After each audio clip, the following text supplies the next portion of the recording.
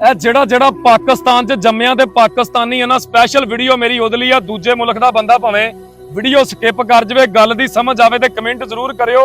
Video जरा लम्मी आ poetry साडी। कहंदा कि ਜਿਹੜਾ भुल बैठा है ओनू याद करानी है, सारी दुनिया नालों वखरी साडी प्रेम कहानी है। ते कतर आ साडा गूढ़ा सज्जन, रशिया साडा यार, अमरीका दे नाल आ सानू हदों वध के प्यार। ते चैना साडे दिल दी धड़कन, धड़के ते साह आवे। ते IMF दी गल नराली, खैर हमेशा पावे। ते जे कोई अरबों आ जावे, गड्डी आप चलाइए, ओ जद भी औखा वेला आवे, हाथ मलदे रह जाइए।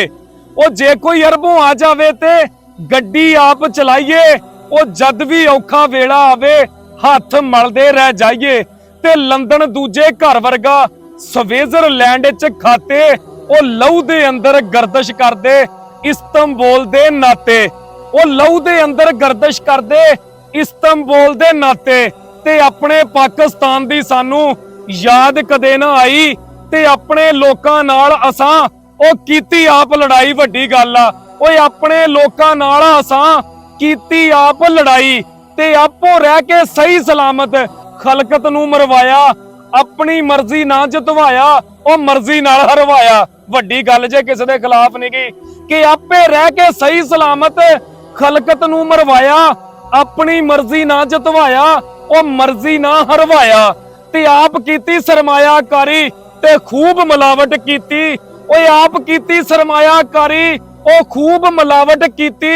ते खलकत पीवे गंदा पानी, ओए आपे विस्की पीती। हाय हाय हाय, ओ खलकत पीवे गंदा पानी, ते आपे विस्की पीती। ते भुल गए सारे छेती छेती, ओए अपना दीन अमान। ओ लालच झूठ ते बेईमानी बन गई साडी पहचान। यार हकीमा अपना मतलब, ओ कढ गए सियासतदान। दौर कचहरी लागे बह के रोवे पाकिस्तान, ओ रोवे पाकिस्तान।